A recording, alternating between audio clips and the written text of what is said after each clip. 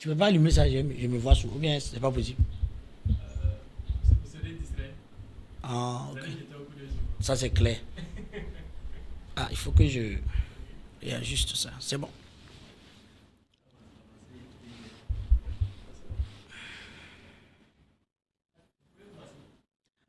Gloire au Seigneur Jésus.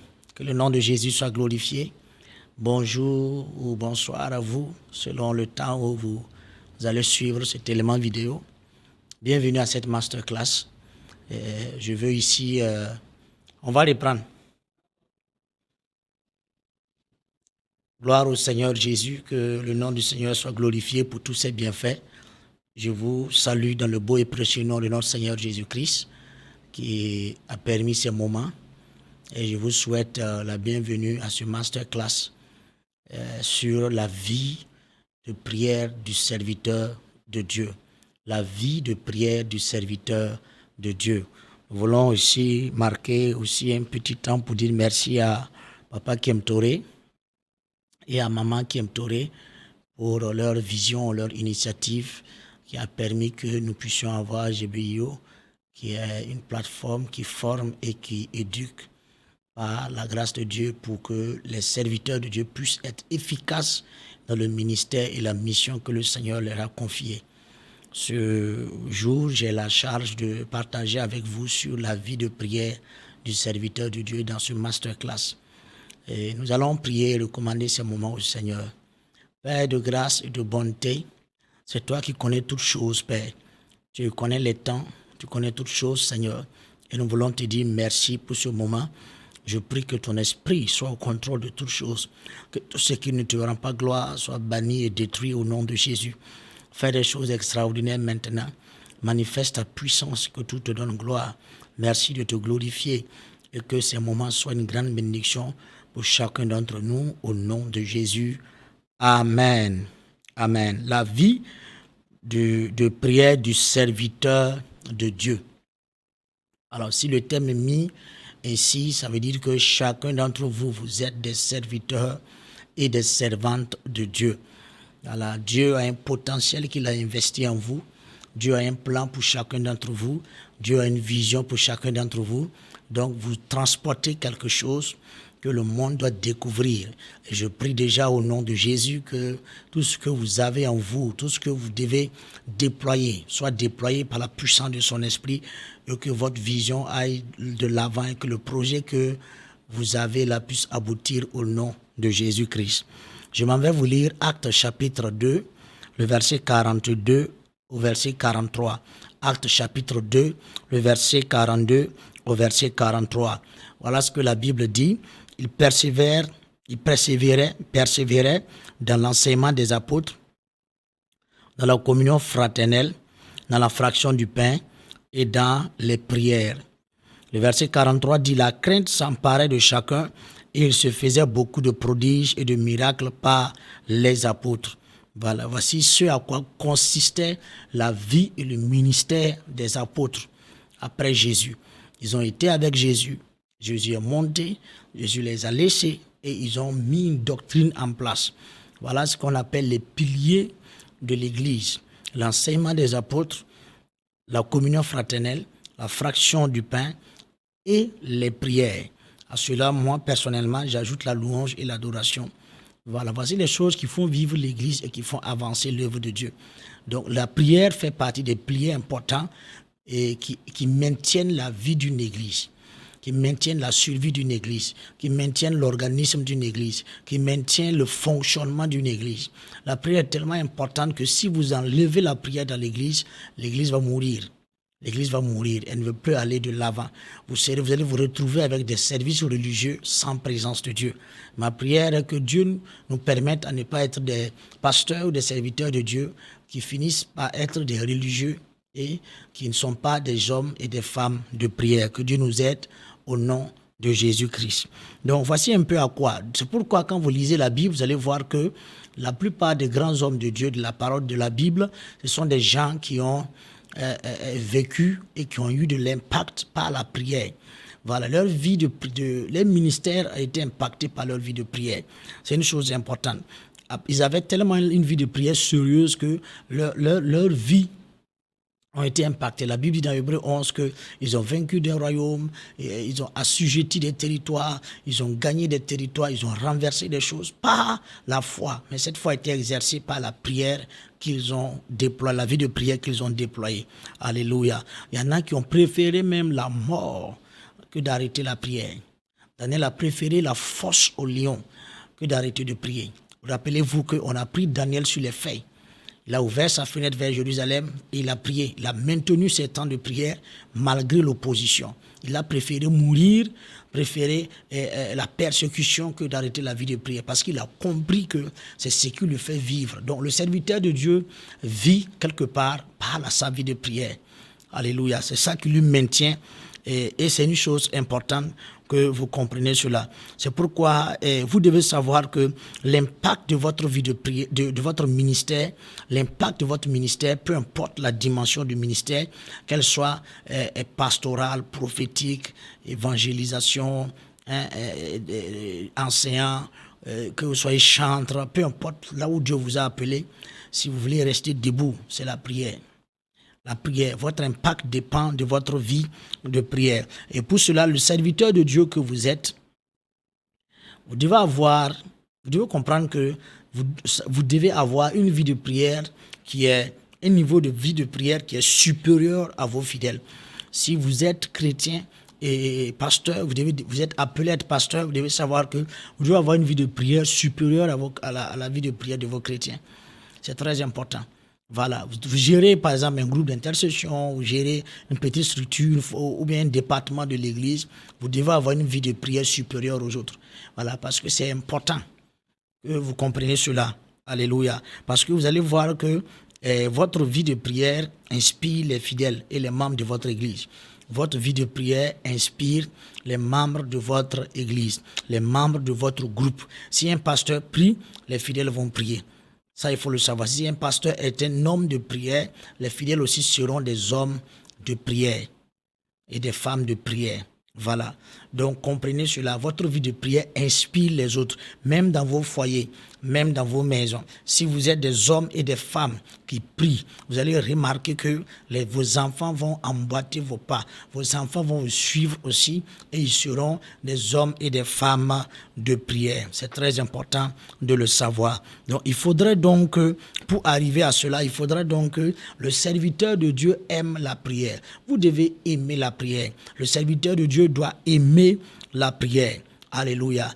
Il faut aimer la prière et il faut connaître la puissance de la prière. Et vous ne pouvez pas connaître la puissance de la prière tant que vous n'expérimentez pas, tant que vous n'avez pas une vie de prière. Il y a des gens, l'expérience qu'ils ont n'est seulement que de ce qu'ils ont lu dans la parole de Dieu. L'expérience de la vie de prière qu'ils ont ne vient que de ce qu'ils connaissent la parole de Dieu. Ils n'ont pas personnellement un témoignage de la puissance de la prière. Vous devez aller à ça. Vous devez chercher cela. Vous devez aimer la prière en tant que serviteur et aussi chercher le témoignage de la prière. Frères et sœurs et serviteurs et servantes de Dieu, chers étudiants, j'aimerais que vous compreniez ceci. Vous êtes plus puissant à genoux que debout. Vous êtes plus puissant à genoux que debout. La victoire n'est pas dans les commentaires. La victoire n'est pas dans les paroles. Non, la victoire se trouve sur vos genoux. Vous êtes plus puissant à genoux que debout. Vous devez comprendre cela. Alléluia. Donc, c'est par cela que vous devez savoir aussi que la prière n'est pas une option, c'est une nécessité. C'est un masse, c'est une obligation. Voilà, vous priez par obligation, c'est obligé que vous priez. Voilà, il ne faut pas penser qu'il y a des stratégies en tant que ministre de Dieu, ceux qui ont des grands ministères, qui ont excellé, ils ont réussi par stratégie. Non, ils ont réussi par la vie de prière. Ils ont réussi par la vie de prière.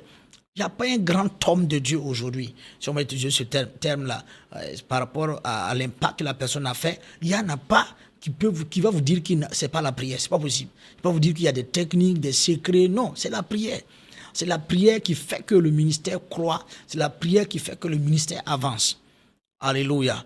La prière est très importante. Donc la prière n'est pas une option. Vous devez savoir que la prière, c'est une obligation, c'est une nécessité. Vous avez besoin de la prière. Vous ne pouvez pas exclure la prière de votre vie et vouloir avoir de l'impact ou vouloir avancer. Même si vous n'êtes pas pasteur, que vous travaillez quelque part en tant que chrétien, les autres ont des stratégies, les moyens qu'ils utilisent spirituels. Ils vont voir des marabouts, ils vont voir d'autres personnes. Mais vous, qu'est-ce que vous faites? Ce que vous avez, c'est la prière. Donc vous ne pouvez pas enlever la prière. L'autre chose à comprendre dans la prière, c'est que la prière n'est pas un but à atteindre, mais la prière est un moyen pour déployer le ciel sur la terre. Donc, comme la prière n'est pas un but à atteindre, mais la prière est un moyen pour déployer le ciel sur la terre. La prière n'est pas un but dans quel sens? Je ne prie pas et puis je compte mes heures de prière. Non, je n'ai pas un objectif qui est de compter et dire j'ai fait 6 heures de prière. Non, c'est pas ça le but. Là, quand je prie, la prière c'est le moyen que Dieu m'a donné pour l'atteindre. C'est le moyen que Dieu m'a donné pour le toucher. C'est le moyen que Dieu m'a donné pour recevoir du ciel. C'est le moyen que Dieu m'a donné pour influencer la terre.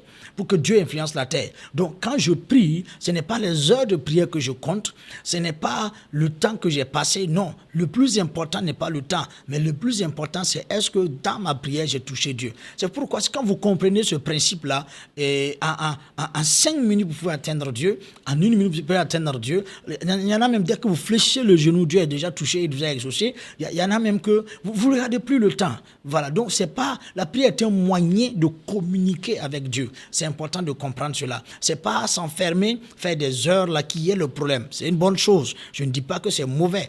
Si Dieu vous inspire à faire une retraite de prière en tant que serviteur de Dieu, c'est important. Mais ça ne veut pas dire que c'est ça, vous regardez. Il y a des gens dans l'année qui ne font que citer. J'ai fait 21 jours de jeûne, j'ai fait 31 jours de jeûne, j'ai fait 40 jours de jeûne, j'ai fait ceci, j'ai fait cela. Et quand vous observez leur vie, vous remarquerez qu'il n'y a pas d'impact, il n'y a pas de changement, il n'y a pas quelque chose qui prouve que quelque chose a changé. Amen. La prière est une arme puissante, frères et sœurs. C'est puissant. C'est un moyen puissant que Dieu nous a donné. Par exemple, frère, vous savez, Dieu a volontairement limiter ses actions sur la terre.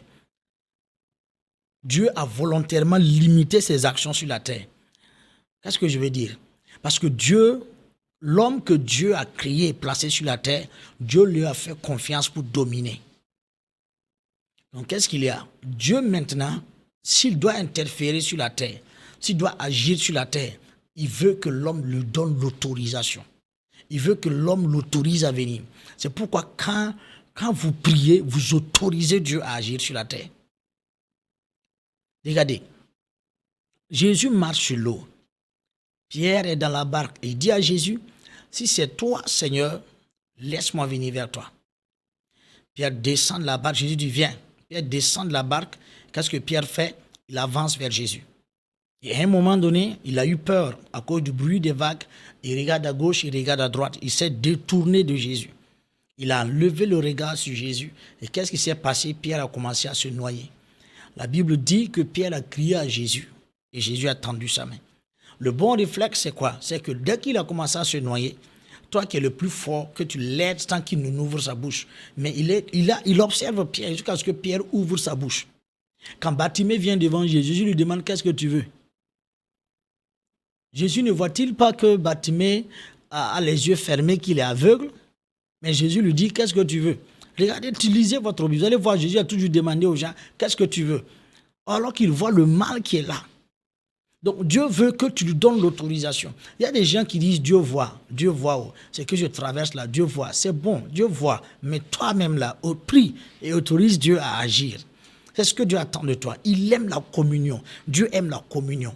Dieu aime l'intimité. Dieu aime l'amitié. Donc c'est pourquoi il veut que tu dises quelque chose. Vous devez comprendre que quand vous priez, vous autorisez Dieu. Vous donnez la permission à Dieu à interférer dans les affaires des hommes, à mettre sa bouche dans ce que les hommes font. Quand vous priez, vous donnez une licence au ciel pour influencer la terre. Quand vous priez, vous exercez votre autorité légale. Prier, c'est exercer son autorité légale sur la terre. Prier, c'est donner une licence au ciel pour influencer la terre. Donner une licence au ciel pour influencer la terre. C'est exercer son autorité sur la terre. La prière permet à Dieu de glorifier son nom. Et chaque jour que vous vous levez, Dieu veut glorifier son nom. Chaque semaine qui passe, Dieu veut glorifier son nom. Écoutez-moi très bien. Dieu est comme un joueur qui est assis sur le banc. Et pendant le match, il ne fait que se gratter les jambes. Il est assis, il veut entrer pour démontrer de quoi il est capable. Et vous allez voir que ces joueurs qui rentrent à la dernière minute, souvent, ils changent le cours du match. C'est ce que Dieu veut. Écoutez, il y a des gens qui pensent que Dieu fait les miracles 1 mois, 2 mois, une fois dans l'année. Non, Dieu veut faire les miracles chaque jour. Chaque seconde qui passe, Dieu veut que des miracles se passent. Mais il veut ça. Il veut que tu pries pour que tu l'autorises à se déployer. Dieu veut, tu utilises ton autorité pour lui permettre de se déployer. Il veut se glorifier à chaque fois. Donc quand vous priez, vous glorifiez le Seigneur Jésus. Vous glorifiez le Seigneur Jésus. Quand vous priez, vous lui donnez l'autorisation de se glorifier dans votre vie. Des choses qui sont autour de vous, de venir dominer autour de vous. Vous permettez à ce que la parole de Dieu puisse honorer sa parole. L'une des choses que Dieu cherche, c'est d'honorer sa parole. Dans ta vie, autour de toi, dans ton ministère, Dieu veut honorer sa parole. Donc, quand vous priez, vous donnez l'autorisation à Dieu d'honorer sa parole. Vous permettez à Dieu d'honorer sa parole sur la terre. La prière est plus que ce que les gens pensent, frères et sœurs. Et à ce moment-là, je vais être clair avec vous pour que vous compreniez. Regardez. Quand vous priez, quand vous êtes dans la prière, des choses puissantes se passent autour de vous, en vous, sur vous et autour de vous. C'est ça que les gens ne comprennent pas. Des choses extraordinaires se passent en vous, sur vous et autour de vous. Par exemple, la prière vous permet de construire une intimité avec Dieu. La prière permet au serviteur de construire son intimité avec Dieu, de garder sa relation avec Dieu. Alléluia. Deuxièmement, la prière te permet de découvrir la voix de Dieu. Découvrir la voix de Dieu. Il y a des gens qui veulent que Dieu leur parle, mais ils pensent que c'est en marchant, ils vont entendre une voix, des trucs comme ça. Voilà, Seigneur, parle-moi, parle-moi. Non. Et ne cherchez pas à entendre la voix de Dieu. C'est fort, mais c'est vrai. Ne cherchez pas à entendre la voix de Dieu, frères et sœurs. Cherchez l'intimité avec Dieu et vous allez entendre sa voix. La voix de Dieu se cache dans l'intimité avec lui. La voix de Dieu se cache dans l'amitié avec lui. Vos amis vous parlent. Vous pouvez rencontrer quelqu'un dans la rue qui vous parle et vous ne répondez pas parce que vous ne le connaissez pas. Mais vous ne pouvez pas rencontrer votre ami, il vous parle et vous ne répondez pas. Donc bâtissez votre amitié avec lui et vous allez découvrir sa voix. La voix de Dieu se trouve dans son amitié et son intimité avec vous. Cherchez, et cela est possible par la prière. Par la prière vous permet d'être un avec Dieu. Oh oui, un avec Dieu, par la prière. Quand vous passez du temps avec Dieu, en tant que serviteur de Dieu, vous devenez un avec lui. Il y a un niveau où vous arrivez où vos paroles deviennent les paroles de Dieu.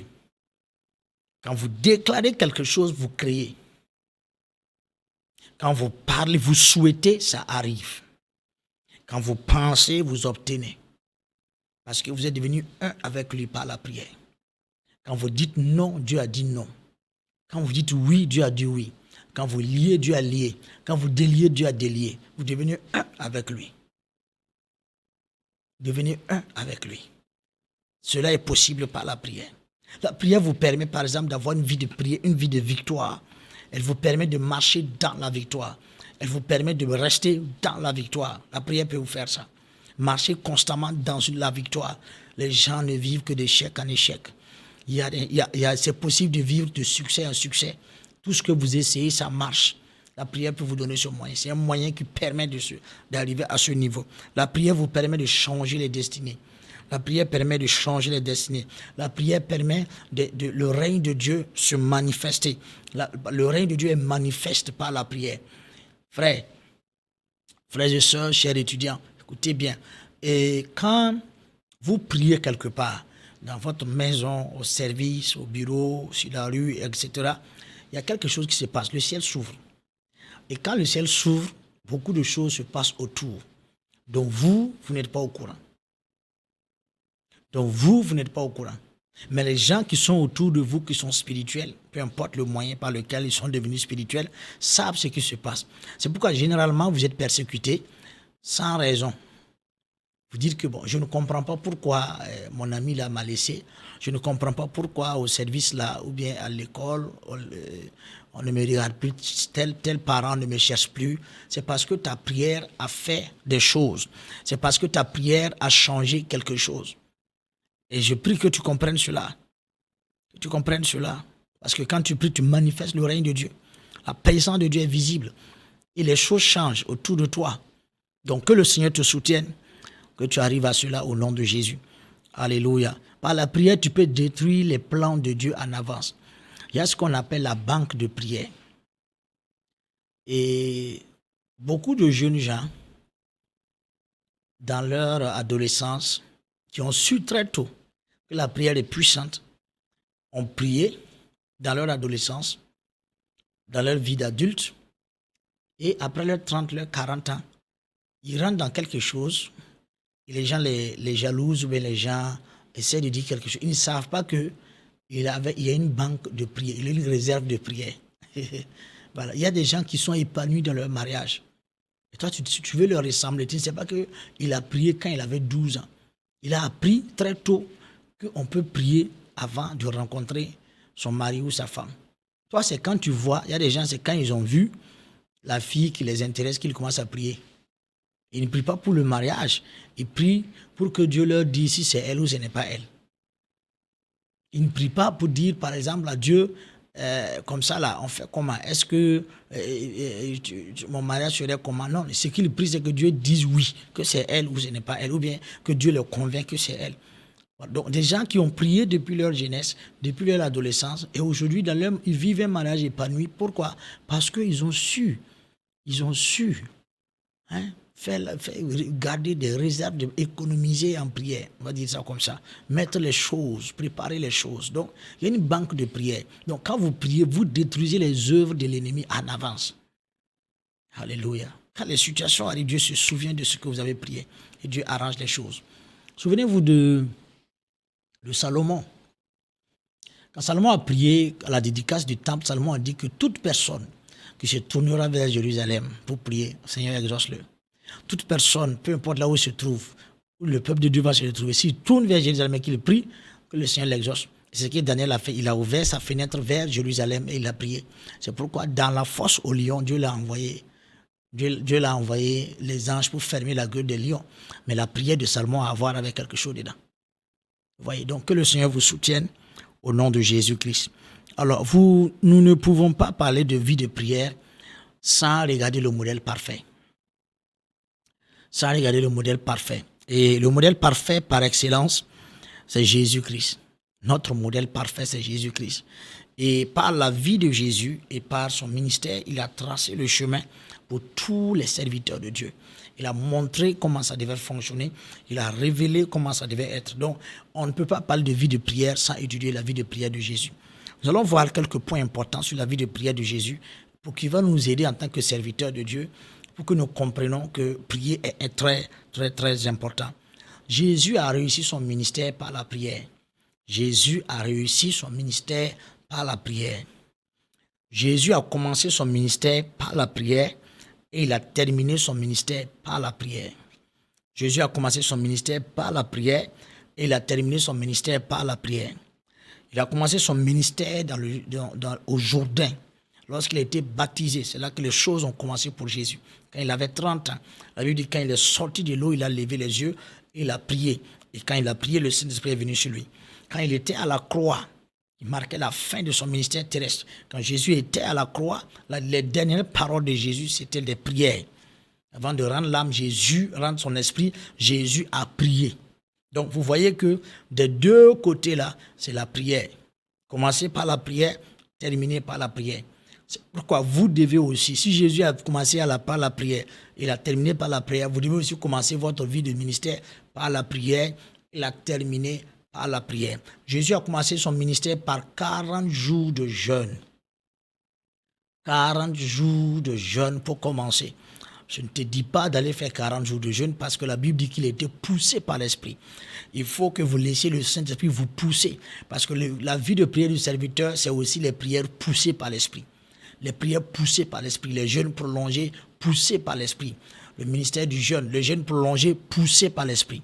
Poussé par l'Esprit. Poussé par l'Esprit. Vous devez vous laisser pousser par l'Esprit. Si vous voulez servir Dieu, que Dieu vous pousse à un jeûne, c'est très important. Alléluia. Je m'avais donné quelques points importants sur la vie de prière de Jésus. Par exemple, la première des choses, c'est que par la prière, Jésus fut baptisé par le Saint-Esprit. Est-ce que vous avez remarqué? Par la prière, Jésus fut baptisé par le Saint-Esprit. Luc chapitre 3, le verset 21 à 22. Luc 3, verset 21 à 22. Quand il est sorti du Jourdain, il a prié, le Saint-Esprit est venu sur lui sous forme de colombe. Et Jésus fut baptisé du Saint-Esprit. Par le jeûne et la prière, Jésus a reçu la force pour résister à la tentation. Il a reçu la force pour résister à la tentation. Luc 4, verset 1 à 13. Jésus est allé dans le jeûne pendant 40 nuits et 40 jours et il a jeûné, il a prié et il a réussi à vaincre la tentation. Quand le diable est venu pour le tenter en lui disant de transformer les pierres là en pain, Jésus a réussi à résister parce que Jésus était dans le jeûne et dans la prière. Alléluia. Alléluia. Par la prière, Jésus a activé le ministère des anges. Très important. Par la prière, Jésus a activé le ministère des anges.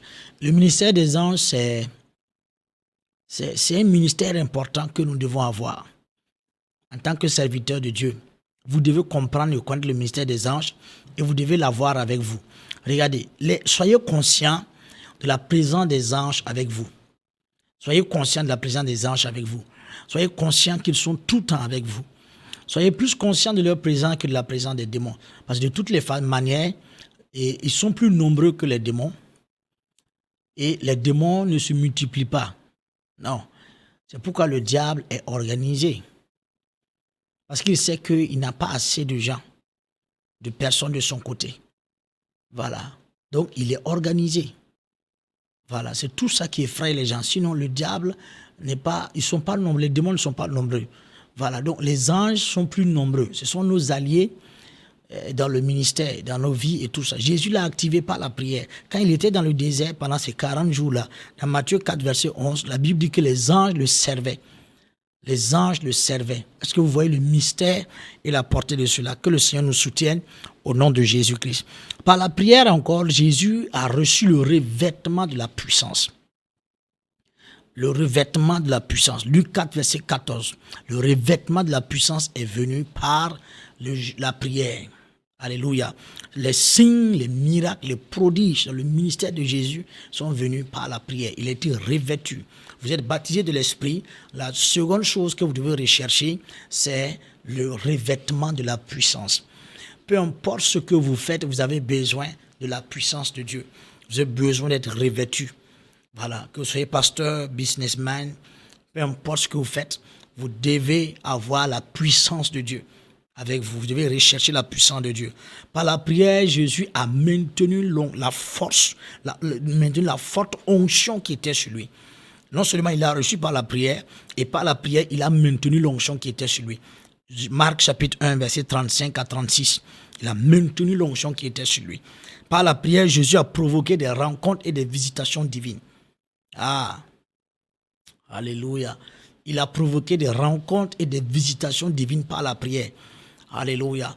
Il y a des visitations et des rencontres qui ne viennent pas, qui ne sont pas souverains. Qu'est-ce que je veux dire? Dieu peut te rencontrer souverainement, sans que tu aies fait quoi que ce soit. C'est pourquoi vous allez voir des pécheurs, des gens qui menaient des vies vraiment qui n'étaient pas ça. Et Dieu leur a apparu dans leur maison, dans leurs songes, et leur a parlé. Dieu peut vous visiter sans que vous n'ayez à faire quoi que ce soit. Mais l'un des moyens pour provoquer une visitation, une rencontre avec Dieu, c'est la prière. Et Jésus l'a fait dans Marc 17. Marc 17, verset 14, Jésus l'a fait. La Bible dit que il a pris quelques personnes de ses disciples et il les a amenés à l'écart et il est monté sur une montagne et il a été transfiguré. Transfiguré. Moïse et Élie étaient là. Et ce moyen a été possible que par la prière. Alléluia. Par la prière, Jésus a reçu la force pour affronter la croix. pour affronter la croix. Dans votre vie de ministère, il y aura des choses que vous allez déplacer par la prière. Il y a des choses que vous allez reporter par la prière. Vous allez reporter des choses par la prière. Des choses que l'ennemi avait planifiées.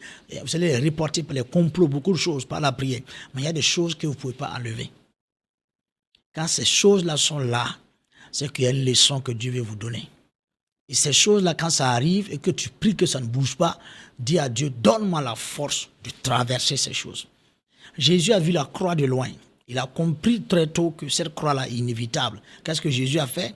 Il n'a pas cherché à esquiver, prendre des raccourcis. Jésus a dit que ta volonté soit faite. Et dès que Jésus a dit ça, la Bible dit qu'un ange est venu et l'ange l'a fortifié à Gethsémane. L'ange l'a fortifié à Gethsémane avant qu'il ne parte sur la croix. Luc 22, verset 41 à 44. Vous trouvez ça là-bas. Là, la prière, par la prière, Jésus a gardé ce que Dieu lui a donné. Jésus a gardé ce que Dieu lui a donné. Qu'est-ce que Dieu lui a donné? Il a donné Jean, il a donné Pierre, il a donné tous ses disciples. Jésus les a gardés par la prière. Dans Luc 22, verset 31 à 32, vous verrez là-bas que Jésus a prié parce que l'ennemi a réclamé Pierre et les autres pour les cribler comme du formant. Mais Jésus dit, j'ai prié pour toi. Voilà, il les a gardés, préservés par la prière. Voilà, donc votre vie de prière en tant que serviteur de Dieu doit conduire à ce que Dieu préserve les gens que Dieu vous a donnés. Nous allons voir cela plus loin au nom de Jésus. Donc, il faut comprendre que quand vous étudiez la vie de prière de Jésus, il y a un autre point qui est très important, c'est que Jésus préférait l'intercession que l'accusation. Parce que tout bon serviteur de Dieu est un intercesseur. Tout vrai serviteur de Dieu est un intercesseur. Il n'est pas un accusateur. Jésus a eu une vie d'intercession. Et il est allé même loin. Il a fait une prière d'intercession pour les disciples et pour tous ceux qui vont venir après les disciples. Dans Jean chapitre 17, Jésus a fait une prière d'intercession qu'il a laissée. Voilà, pour ceux qui étaient avec lui et ceux qui allaient venir plus tard. La Bible dit encore dans Romains chapitre 8, le verset 34, Romains 8, le verset 34, qui les condamnera? Christ est mort, bien plus, il est ressuscité, il est à la droite de Dieu et il intercède pour nous. Il intercède pour nous. Où ça? À la droite de Dieu. Donc Jésus continue l'intercession à la droite de Dieu. Donc il est monté avec le ministère de l'intercession. Tout bon serviteur de Dieu doit être un intercesseur. Alléluia. Jésus a été intercesseur sur la terre et Jésus est resté intercesseur jusqu'à ce jour auprès du Père. Il a continué son intercession. Je ne vais pas rentrer dans les détails de comment Jésus fait l'intercession auprès à la droite de Dieu le Père, mais je resterai sur la base que Jésus fait l'intercession. Donc, toi et moi, nous devons intercéder. Tout bon serviteur est un intercesseur. Avant d'être prédicateur, avant d'être prophète, avant de porter un titre ecclésiastique, chantre, quoi que ce soit, soyez des intercesseurs. Écoutez-moi bien, ça va vous aider. Ça va vous aider. C'est pourquoi je recommande, je conseille souvent les jeunes, les gens par exemple qui veulent servir Dieu, à passer par l'équipe d'intercession de l'église. Si vous avez un ministère pastoral, vous savez que Dieu vous appelle à servir Dieu. Passez par l'intercession, le groupe d'intercession de l'église. Ça va vous former. Ça va vous former. Là-bas, vous priez pour l'église. Vous priez pour le père spirituel. Vous priez pour les pasteurs. Vous priez pour l'évangélisation. Vous priez pour le corps de Christ. Vous, tout ce qui est comme problème, situation, manque, besoin de l'église, vous êtes là-bas et vous priez. Quand vous remarquez que les gens ne marchent plus bien, vous priez pour qu'il y ait un réveil dans l'église de Dieu, de Jésus-Christ. Donc, ça vous forme. Donc, quand vous quittez avec ça, ce bagage-là, quand vous l'avez dans le ministère, l'intercession part. C'est facile parce que vous aurez besoin de ça. Voilà. Aujourd'hui, le diable a tout fait pour tuer l'esprit et le ministère de l'intercession dans les églises. Voilà. Allez dans nos églises le jour de l'intercession. Et regardez, il y a 2, 3, 4 personnes. Et la plupart des temps, ce sont des gens qui se débrouillent dans la vie. Voilà. Des gens dont, voilà, ils ont trop de temps. Alors, ceux qui sont grands là trouvent que le ministère de l'intercession, ce n'est pas pour eux. Voilà, ils sont riches, ils ont les moyens. Voilà, bon. C'est ceux qui se débrouillent dans la vie, qui n'ont rien à faire, qui vont à l'intercession. Pourquoi? Parce que les gens n'ont pas compris. Les gens n'ont pas compris. Les gens n'ont pas compris. L'intercession est une chose importante que Jésus a pratiquée sur la terre. Par exemple, un jour, on lui a amené une femme qu'on a pris flagrant délit d'adultère. Et cette dame-là, on l'a amenée d'abord seule, sans l'homme. Or, nous tous, nous savons que c'est deux personnes, ce n'est pas une seule personne. Mais vous savez, l'objectif, c'était quoi? Ce n'est pas la femme, mais c'est Jésus qui guettait. Parce que derrière ce groupe-là, il y avait un complot derrière. Donc, c'est Jésus qu'ils voulaient. Et quand ils sont arrivés avec des pierres, voilà, ils attendaient juste une parole de Jésus pour commencer à lapider cette femme à mort. Et vous savez, quand il lapide au point que voilà, les cailloux là deviennent c'est comme ta tombe. Voilà. Mais Jésus s'est mis à terre, il a commencé à écrire. Et les gens se regardent, qu'est-ce qu'il est en train de faire? Gauche, droite, et Jésus écrivait. Et pendant que Jésus écrivait, à un moment donné, il se lève et puis il dit que celui qui n'a pas encore péché jette la première pierre. Et la Bible dit que chacun a déposé sa pierre, ils ont commencé à partir. Les plus anciens, les plus vieux, ensuite les jeunes sont partis. Les jeunes se sont demandé, si les vieux là déposent la pierre, c'est que nous on est qui? Si eux-mêmes ils ont des péchés, ils pensaient qu'ils étaient saints. Voilà. Mais Jésus se lève dans Jean 8, verset 10, il dit, la Bible dit ceci, alors s'étant relevé, Jean 8, verset 10 à 11, Jean 8, verset 10 à 11, alors s'étant relevé, et voyant plus que la femme, Jésus lui dit, femme, où sont ceux qui t'accusaient? Personne n'était-il condamné? Verset 11, elle répondit, non, Seigneur. Et elle lui dit, et Jésus lui dit plutôt, je ne te condamne pas non plus, va et ne pêche plus. Jésus ne savait-il pas que cette femme a commis l'adultère? Oui, il savait. Mais Jésus a préféré intercéder que d'accuser. Il a préféré libérer, gracier que de condamner. Il a préféré aider. Il n'a pas enfoncé cette femme. Il a intercédé pour cette femme. Le pasteur, c'est l'intercesseur. Il n'enfonce pas les gens. Il soutient les gens par la prière. Quand il voit un frère de l'église qui est tombé, il le relève par la prière. Après avoir conseillé tout ça, il passe par la... Donc, votre vie de prière est importante parce que ça aide l'église à rester en bonne santé. Voilà, ça aide l'église à rester en bonne santé. Donc, vous devez comprendre que l'intercession est très importante. Donc, la vie de prière de Jésus était composée de longues prières et de courtes prières. Jésus avait de longues prières et de courtes prières. De longues prières et de courtes prières. Les longues prières sont faites seules et les courtes prières sont faites au milieu du peuple de Dieu. Les longues prières sont faites seules et les courtes prières sont faites au milieu du peuple. Vous allez comprendre. Au milieu des disciples, Jésus ne priait pas beaucoup. Et il y a des gens qui regardent que ça. Ils ne voient pas l'autre côté. Le temps où Jésus était seul, là, il faisait de longues prières. Marc chapitre 1, le verset 35 à 36. Marc chapitre 1, le verset 35 à 36.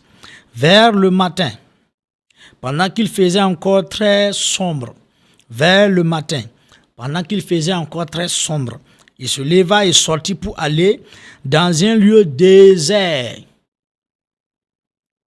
où il pria.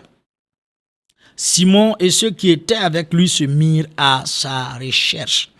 Jésus s'est mis à l'écart vers le matin pendant qu'il faisait encore sombre. Il ne faisait pas encore jour. Il faisait encore nuit et Jésus s'est levé pour aller prier. Premier élément, c'est une habitude qu'il aille prier. Il avait un programme de prière tous les matins. Jésus avait un programme de prière. Et dans ce programme de prière, Jésus parlait à Dieu avant de parler aux hommes. Le chrétien, le serviteur de Dieu, dans sa vie de prière, doit avoir un programme de prière. Il y a des prières spontanées, inspirées. Vous êtes en plein jour et vous sentez un fardeau pour aller prier. Ça, c'est le Saint-Esprit.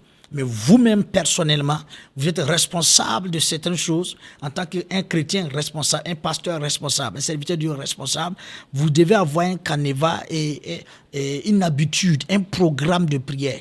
Les matins, vous avez un temps de prière. C'est ce que Jésus faisait. Jésus parlait à Dieu avant de parler aux hommes.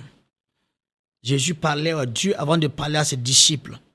Il cherchait la volonté de Dieu pour la journée, la conduite de Dieu pour la journée avant de parler aux hommes. Il fléchissait genoux devant Dieu afin de tenir debout devant les démons.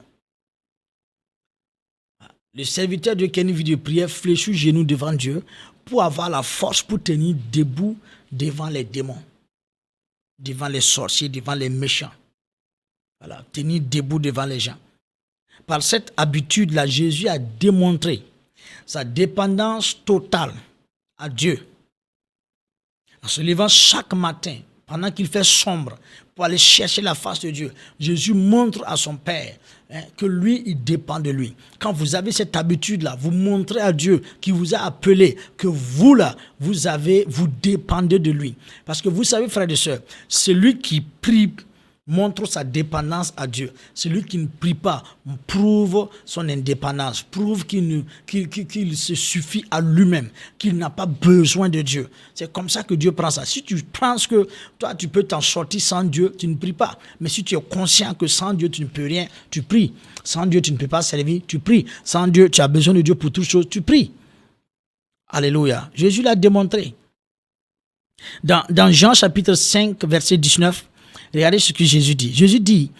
Jésus reprit donc la parole et leur dit en vérité, Jean 5, verset 19, en vérité, je vous le dis, le Père ne peut rien faire de lui-même. Il ne fait que ce qu'il... Le Fils plutôt. Le Fils ne peut rien faire de lui-même. Il ne fait que ce qu'il voit faire au Père. Et tout ce que le Père fait, le Fils aussi le fait pareillement. Il dit à ses disciples, ce que vous me voyez faire là, c'est ce que le Père fait que je fais. Alors, c'est à quel moment que le Père lui montre ce qu'il fait? C'est au temps de prière. C'est au temps où il se lève la nuit, pendant que les gens dorment. Jésus se lève au petit matin pour aller chercher la face du Père. C'est en ce moment que Jésus reçoit les choses. C'est en ce moment que Jésus reçoit les choses. Alors, quand la Bible parle des temps, pendant qu'il fait sombre, ce que la Bible dit pendant, vers le matin, pendant qu'il faisait encore sombre, c'est en ce moment que Jésus se levait. Nous estimons que ces heures-là, j'estime que c'est une heure vers 4 heures du matin. 4 heures du matin, Jésus se lève. Et jusqu'à 7 heures, on dit qu'il priait jusqu'à ce que le soleil se lève. Donc jusqu'à vers 7 heures, qui est l'heure à leur temps, où les gens commencent à sortir. Dès que le soleil sort, les gens commencent à sortir pour aller au marché. Donc c'est à cette heure-là que les disciples se sont levés et ils cherchaient Jésus. Ça veut dire que Jésus allait loin, un endroit qu'il a trouvé calme. Donc c'est pendant de 4 heures à 7 heures, c'est-à-dire il a 3 heures de prière le matin, 2 heures, 3 heures de prière le matin, avant de sortir. C'est pourquoi il fait 3 heures devant Dieu. Il fait 4 secondes pour chasser les démons. Il fait 3 heures devant Dieu et il fait 3 secondes pour chasser les démons. Les gens se disent, mais d'où lui vient cette autorité? D'où lui vient cette puissance? Comment Jésus fait ces choses? Et nous avons dans nos églises les gens qui se lèvent, disent, voilà, ils veulent démontrer, ils veulent faire les choses, mais non, ils n'ont pas compris que ce que tu tiens devant les gens là, c'est ce que tu as reçu dans ton lieu secret. Ce que tu es, ce que tu n'es pas dans ton lieu secret, tu ne peux pas le devenir devant les gens. Jésus faisait 4 heures et il chassait les démons en 4 secondes. Il y a un mystère dedans. Un mystère dedans. La Bible dit, il se levait et sortit pour aller dans un lieu désert où il priait. Ça, c'est la partie B du verset. Il allait dans un lieu désert où il priait. Donc, Jésus avait un lieu secret. Ça veut dire quoi? Vous savez, il a eu un ministère itinérant. Jésus parcourait les villes, les villages pour prêcher l'évangile. Donc, quand Jésus arrive quelque part, il identifie un lieu où il peut se tenir seul. Quand Jésus bouge et qu'il arrive quelque part, pendant ses voyages, il arrive quelque part, il identifie un endroit où il peut se retrouver seul pour prier. C'est ce que Jésus fait. Il identifie un lieu où il peut aller pour être seul. Voilà, Jésus n'est pas comme nous. Quand nous voyageons, on arrive quelque part, on identifie là où est le bon porc au four. Voilà, mais Jésus, là où il y a du bon braisé, du bon flambé. Non, Jésus, c'est pas comme ça. Quand Jésus arrive quelque part, il identifie rapidement un lieu, un endroit où il peut aller prier. Voilà, c'est une habitude que nous devons garder. Un endroit où il peut être loin des hommes. Un endroit où il peut se retrouver seul avec Dieu. Donc vous, et le serviteur de Dieu, la vie de prière, le serviteur de Dieu, dans sa vie de prière, il doit avoir un endroit secret dans sa maison, un endroit secret peut-être à l'église, un lieu où il sort de temps en temps pour aller chercher la face de Dieu. Voilà. Il sort de temps en temps pour aller chercher la face de Dieu. Voilà. Un lieu où tu es loin des distractions. Donc vous devez avoir un lieu secret. Matthieu chapitre 6, verset 6, il dit: mais quand tu pries, entre dans ta chambre, ferme ta porte et prie ton Père qui est dans le lieu, qui est là dans le lieu secret, et ton Père qui voit dans le secret te le rendra. Ton Père qui voit dans le secret te le rendra. Ton Père qui voit dans le secret te le rendra. C'est ce qu'il fait. Vous voyez, c'est ce qu'il fait. Donc, chacun doit avoir un lieu secret. Je ne parle pas d'un endroit mystérieux, caché, voilà, où il y a des gens qui idolâtrent toutes choses, tout ce qu'ils voient, ils prennent ça à une certaine dimension. Non, je parle plutôt d'un lieu où tu es sûr d'être seul, loin de téléphone, loin des ordinateurs, loin de tout ce qui est numérique, qui peut te déranger.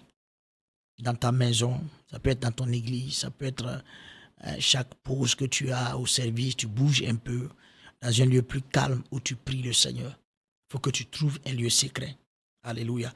Donc, si vous gardez cette habitude d'avoir un lieu secret, ce lieu-là sera sanctifié par Dieu. Et la présence de Dieu va se tabernacler à cet endroit-là. La présence de Dieu va se retrouver à cet endroit. Et Dieu va commencer à faire des choses extraordinaires avec vous. Amen. Donc, Jésus avait un programme de prière, un lieu de prière. Et il avait une discipline dans la prière. Discipline dans la prière. Discipline dans la prière. La discipline de la prière consiste au fait que quand vous priez, vous éloignez tout ce qui peut vous déranger. Tout ce qui peut vous déranger. Deuxièmement, que vous respectez les rendez-vous que vous avez donnés à Dieu. Si vous avez donné 4 heures à Dieu, levez-vous. Si vous avez donné 3 heures à Dieu, levez-vous. Si vous avez donné 7 heures le matin, levez-vous. Peu importe l'heure que vous donnez au Seigneur, vous devez vous lever et commencer à prier ou à intercéder. Comprenez cela et vous verrez la grâce de Dieu. La vie de prière de Jésus était aussi marquée de veillées de prière. Les veillées seules. Jésus veillait seul. Jésus veillait seul la nuit. Voilà, c'était marqué par des veillées de prière. Matthieu, chapitre 14, le verset 23. Matthieu, chapitre 14, verset 23 à 25. Quand il l'eut renvoyé, il monta sur la barque pour prier à l'écart. Et comme le soir était venu, il était là seul. Le soir était venu. Jésus était là seul. Ça veut dire que c'était le soir. Quand on parle du soir, c'est le coucher du soleil. Voilà, le coucher du soleil était là. Donc Jésus s'est mis à l'écart au coucher du soleil. La barque déjà au milieu de la mer était battue par les flots, car le vent était contraire. À la 4e veille de la nuit, Jésus alla vers eux marchant sur l'eau. Il a quitté le soir. Quand le soleil s'est couché, il les a laissés. Et à la 4e veille de la nuit, Jésus leur dit de venir. Le soir là correspond à 18 heures. Le soir, là, c'est la première veille de la nuit, 18h à 21h. La 4e veille de la nuit, c'est 3h à 6h du matin. Donc, Jésus a quitté à 18h. Il est venu entre 3h et 6h du matin. Imaginez le temps qu'il a passé devant Dieu. Rester seul devant le Seigneur. Une veillée de prière. Donc, Jésus a prié donc peut-être de 18h à 3h ou de 18h à 4h, 18h à 5h, 18h du soir à 5h du matin. Donc, imaginez, regardez le temps qu'il a passé devant le Seigneur. C'est ça. C'est ça la vie de prière. C'est ça la vie de prière du serviteur. Elle est constituée par des temps de longs jeûnes. Constituée des temps où tu es seul avec Dieu. de veiller de prière seul. Voilà, c'est très important. Voilà, vous devez comprendre ces choses-là, que si Jésus l'a fait, vous aussi, vous devez le faire. Vous devez le faire afin d'avancer avec le Seigneur. Les prières de nuit sont importantes. Voilà, je vous le dirai clairement, les prières de nuit sont importantes parce que vous dévancez l'ennemi sur les fronts de bataille. Voilà, et à la journée, vous devenez un acteur et non un spectateur. Si vous dévancez l'ennemi la nuit, dans la journée, vous devenez un acteur. Vous ne pouvez plus, vous devenez un prédateur et pas une victime ou une proie. Voilà, que le Seigneur vous soutienne au nom de Jésus-Christ. Voilà, prendre le contrôle de la journée. Contribuer à aiguiser votre sensibilité.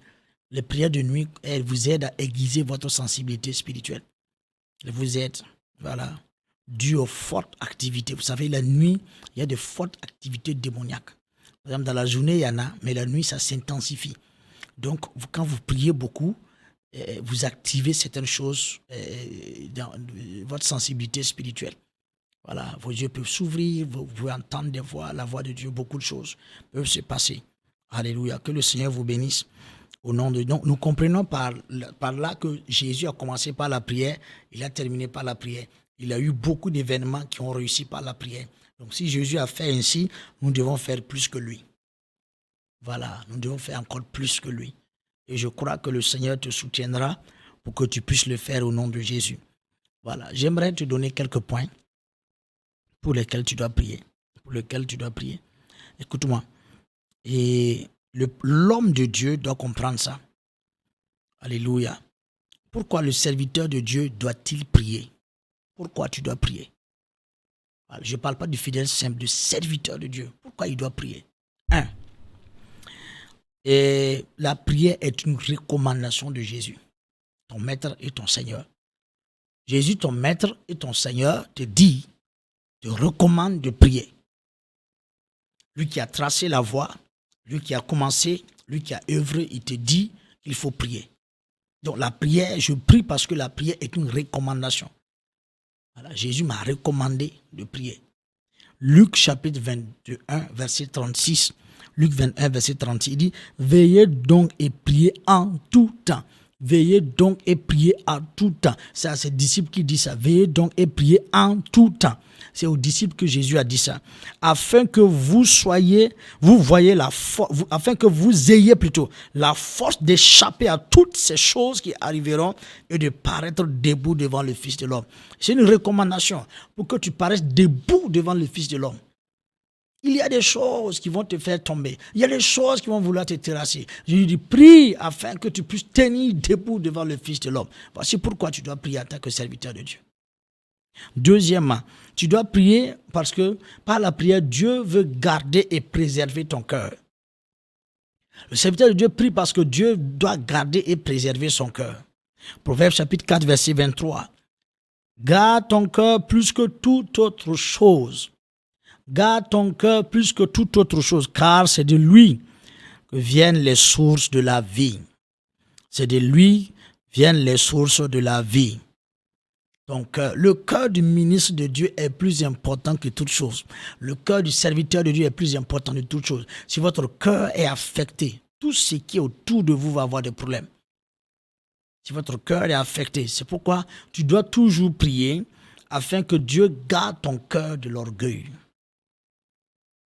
Le serviteur doit être toujours en prière afin que Dieu lui garde de l'orgueil.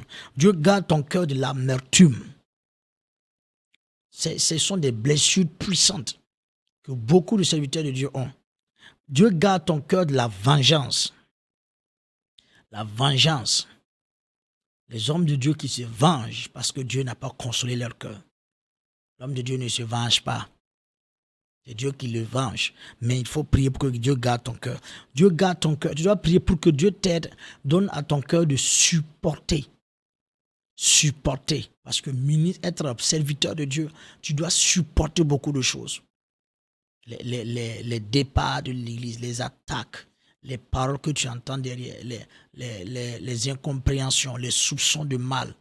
Voilà. Tu fais ça, on va dire que non, il voulait faire ça, alors que ce n'était pas ton objectif. Donc, ça demande beaucoup de choses. Donc, tu dois prier pour que ton cœur puisse supporter les choses. Tu dois prier pour que ton cœur soit plein de foi et d'amour. plein de foi et d'amour. Donc, ce sont des choses très, très, très importantes. Une autre chose, c'est que quand tu pries afin d'être toujours inspiré. Le serviteur de Dieu doit prier afin d'être toujours inspiré. Toujours inspiré. L'inspiration vient de Dieu par la prière. Tu dois privilégier tes temps avec Dieu afin que Dieu t'aide à toujours être inspiré. L'œuvre que nous faisons appartient à Dieu. Il connaît le cœur des gens que tu conduis. Il connaît ce qu'il faut pour eux maintenant. Maintenant, dans le now là, Dieu sait ce qu'il faut. Donc, il saura t'inspirer ce qu'il faut pour son peuple et ce qu'il faut pour faire avancer l'œuvre de Dieu dans tes mains. Éphésiens 1, verset 16 à 19. Voici un verset que j'aime beaucoup. Éphésiens 1, verset 16 à 19. Il y a un des sujets de prière avec lesquels je prie souvent. Il dit, je ne cesse de rendre grâce pour vous, faisant mention de vous dans mes prières. Il dit aux Éphésiens, moi, je prie pour vous. Pourquoi je prie pour vous? 1.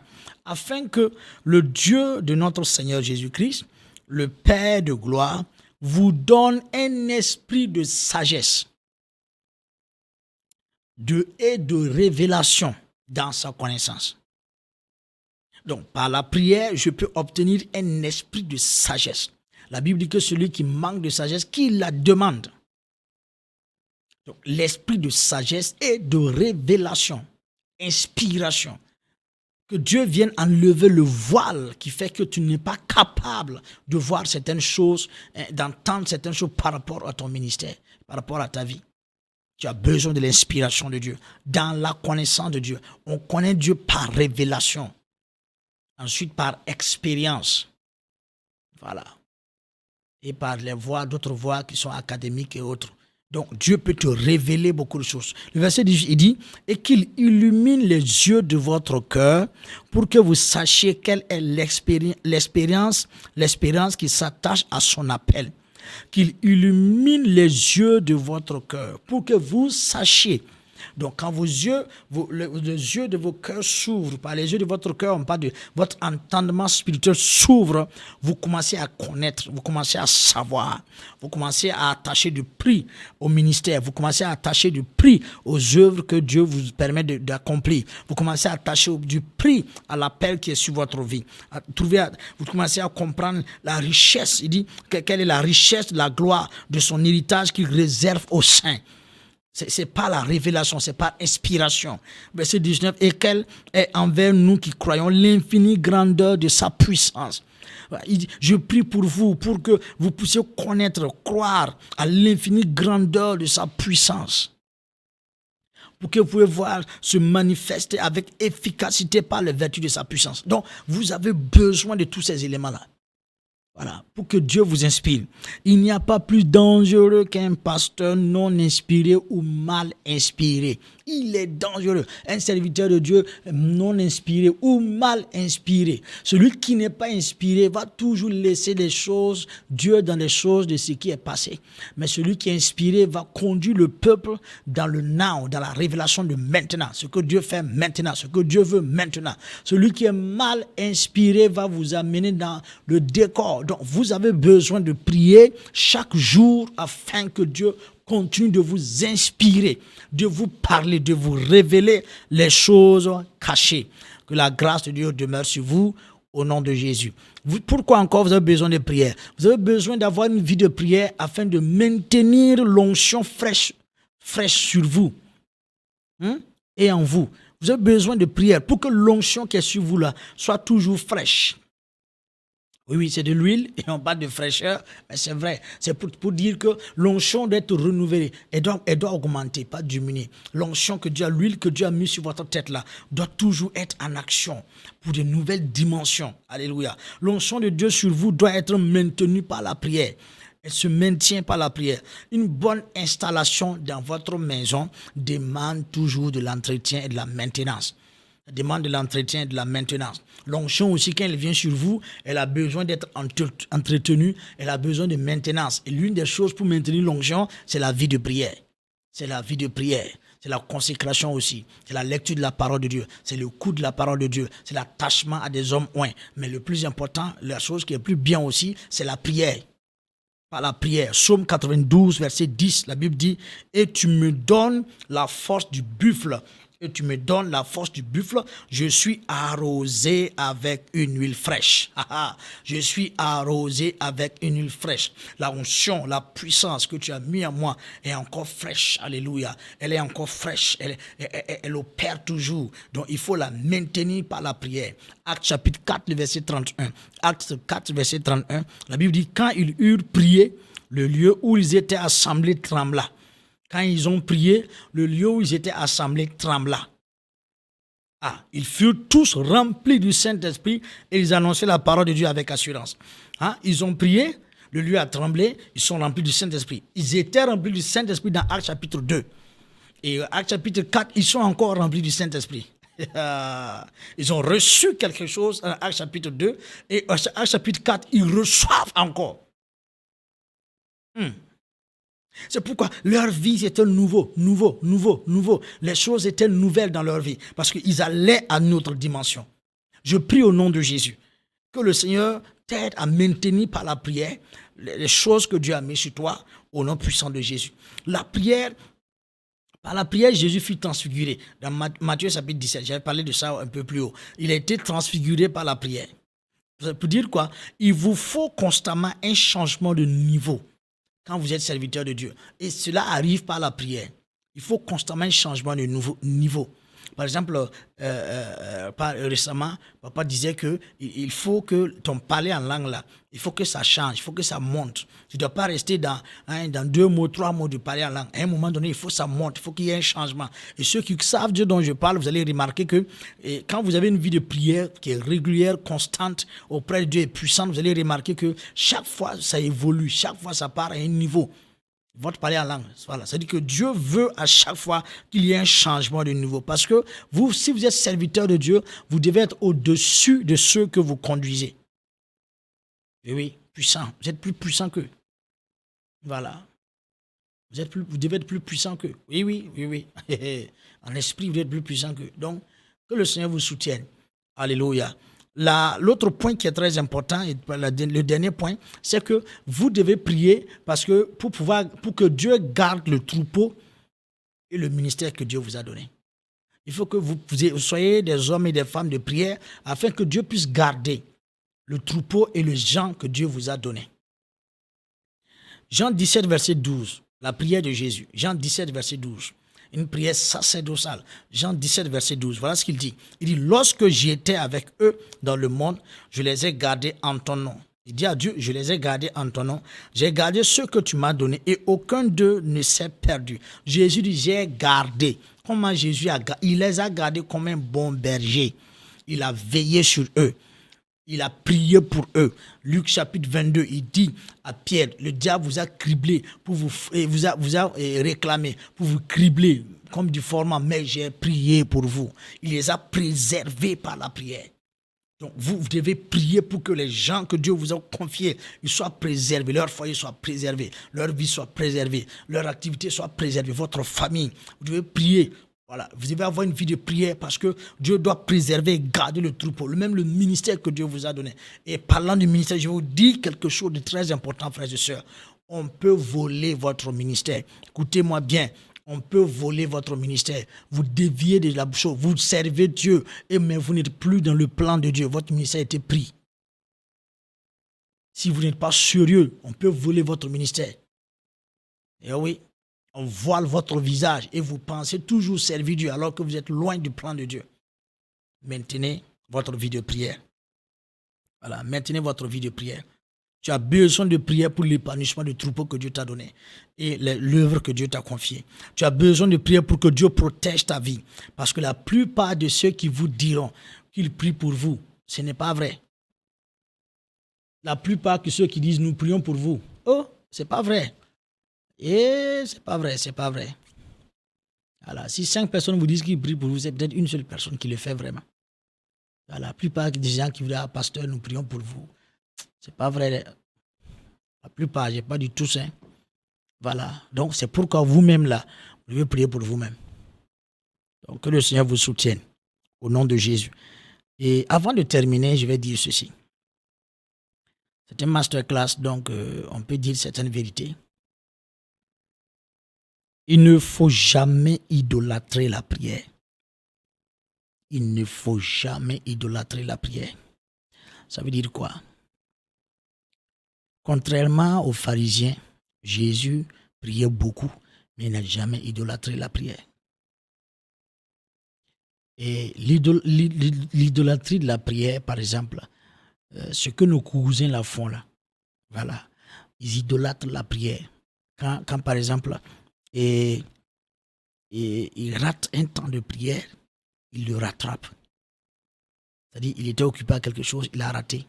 Ou bien il s'est fâché avec sa femme, il a raté le temps de prière. Qu'est-ce qu'il fait? Il répare, il recherche un temps pour rattraper la prière. Non, ça c'est de l'idolâtrie de la prière. Vous ne devez pas idolâtrer la prière. Mettez la prière à sa place. La prière a une place dans votre vie. La prière ne doit pas être au-dessus de vos parents, de votre famille.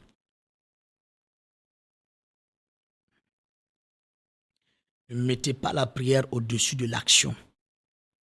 Il y a un temps pour prier, il y a un temps pour passer à l'action. Le temps de l'action n'est pas le temps de la prière. Et le temps de la prière n'est pas le temps de l'action. Ceux qui idolâtrent la prière mettent la prière au temps de l'action. Quand vous finissez de prier, passez à l'action. Agissez par votre foi. Parce que si vous êtes serviteur, vous serez tenté à ces choses. Ne mettez pas la vie de prière au-dessus de votre famille. C'est dangereux. Toute chose à sa place et mettez toute chose à sa place. Il ne faut pas faire de la prière un Dieu. Non. La prière est un moyen pour atteindre Dieu. Donc, il ne faut pas idolâtrer la prière. Voilà. Mettez la prière. Si vous avez des heures, mettez les heures là. Et sachez que tout ce que vous faites là, c'est par la grâce de Dieu. Que le Seigneur vous bénisse. Que sa grâce repose sur vous. Je prie au nom de Jésus maintenant. Que vous qui m'avez écouté, vous qui êtes connectés au nom de Jésus, au Burkina ou ailleurs, j'ordonne, je commande maintenant, par l'esprit de la puissance de Dieu, que vos vies de prière soient enflammées au nom puissant de Jésus. Tous ceux qui luttaient avec les temps de prière, à partir de maintenant, par cette prière que je libère maintenant, je décrète et je déclare que vous soyez inondés d'un feu de réveil et que vous repartez à zéro encore au nom de Jésus. Que la grâce de Dieu repose sur vous et surtout que vous vivez une vie de prière avec des exaucements à 100%. C'est au nom de Jésus que j'ai prié. Que la grâce de Dieu repose sur vous au nom de Jésus-Christ. Amen. Merci et à la prochaine.